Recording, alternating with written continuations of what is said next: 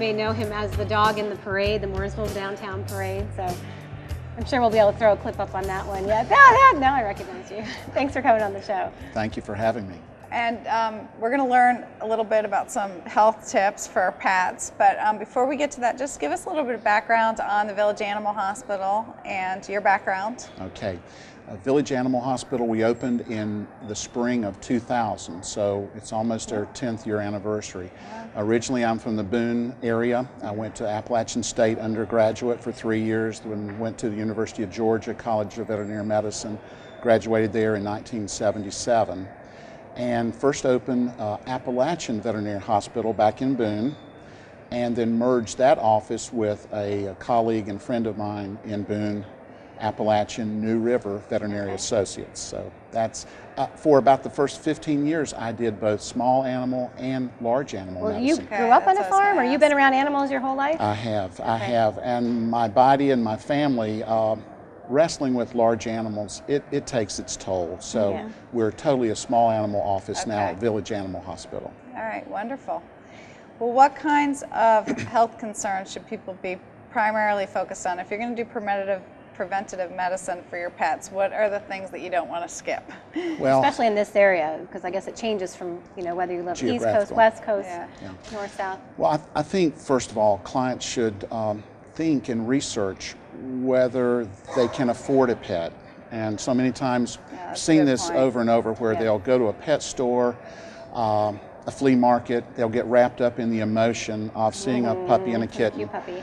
And they'll buy all the bowls and brushes and collars, and then they'll come into the office and have no idea that they have to have good food, nutrition. Right. Obesity is a rampant problem in pets in this country, and it leads to osteoarthritis. Is it because you're overfeeding the dog or giving it table food, or? I think it's both. And the joke that we say, most pets can't open the refrigerator. Right, right, yeah. But it's a huge concern. Preventative medication as far as vaccinations is huge. There are a lot of infectious diseases we need to prevent. Internal parasites and external parasites. Heartworm disease.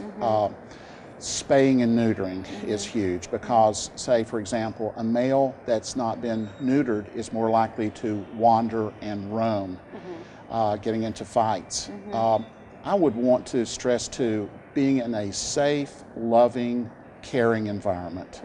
We see these pets chained up to trees and to porches. And it's not a law here, which surprised me, because I know in some states you can't leave a dog chained all day. And I do see that here, and it's very sad because there is no law against it.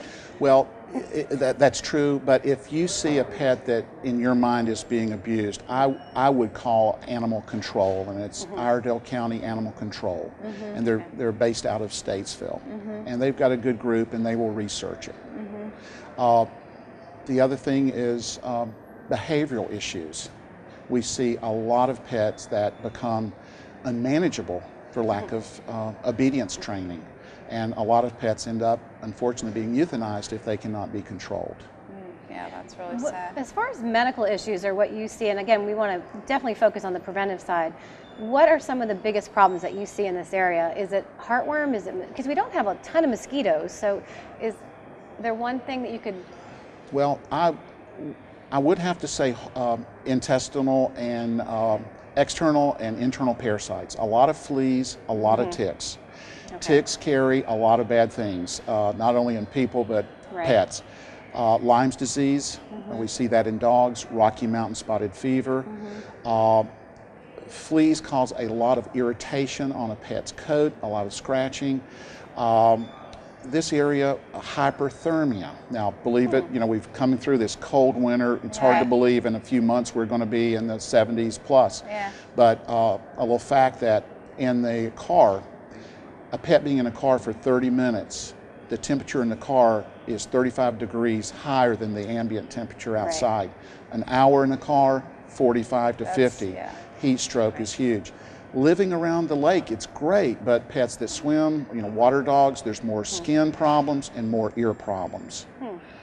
And do animals get more allergies here just like people do? Because my cats had to go on antibiotics a couple times for allergies. Yeah. I agree. We see a lot of allergies. I think we're seeing more and more. And I know my allergies have been worse since I've moved here. A lot of mold, and a lot of things that there's parallels from human medicine to veterinary medicine. One question I have for you based on my cat is he's an indoor-outdoor, he's out all the time, and our vet recommends that he get the feline HIV vaccination periodically. Do you do that as well? We do. It's close to the HIV, but we call it the FIV for feline immunodeficiency virus. We see that, and we also have feline leukemia, and it can be transmitted through bite wounds.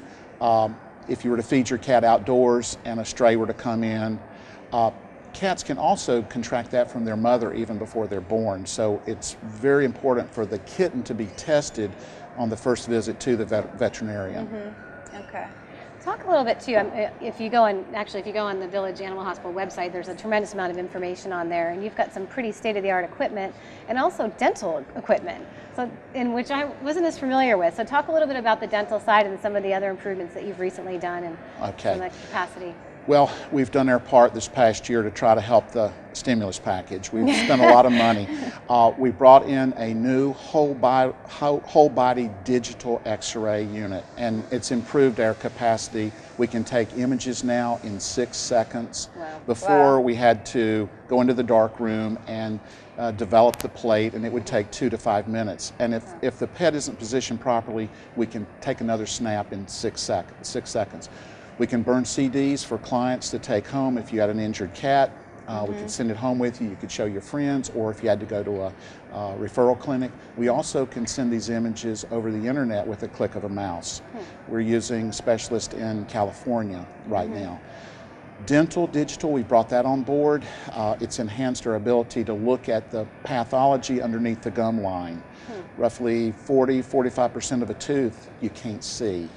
So with the X-ray, you can determine, does that tooth need to be attended to surgically, removed, or can we treat it medically? We also have a high-speed handpiece drill where we're able to do cleanings and extractions much more quickly than we were before. So that's the main thing. Our staff, they're enjoying doing this. I think the clients and the pets are enjoying it too.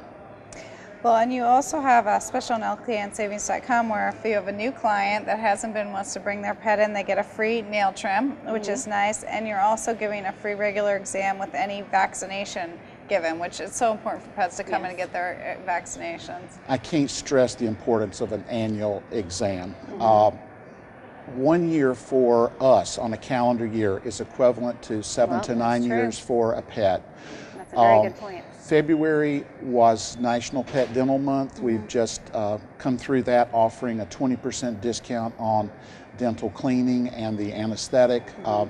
We do have to lightly sedate these pets to do a good dental cleaning. We're going to be starting a program in a couple of weeks called SNP.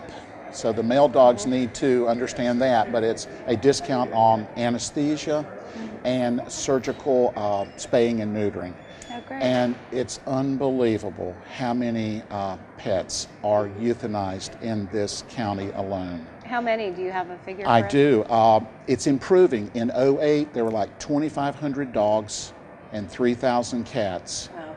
In 2009, it improved by about a factor of 300 per species, but still.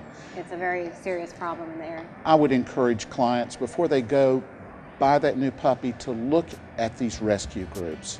Many of these... We've done it. Yeah. So do we. Our cat's a rescue animal. And they usually have all the procedures done, and you're saving a life. Yeah. Well, great. Thank you for coming on the show. Yeah, we appreciate it. Definitely important information. And like you said, you don't just buy the food, the bowl, and the water. You also have to take care of You have to plan the medical ahead. side It's too. a responsibility. Great. Well, thank you so much for coming on the show. Thank you for having me. Thank you.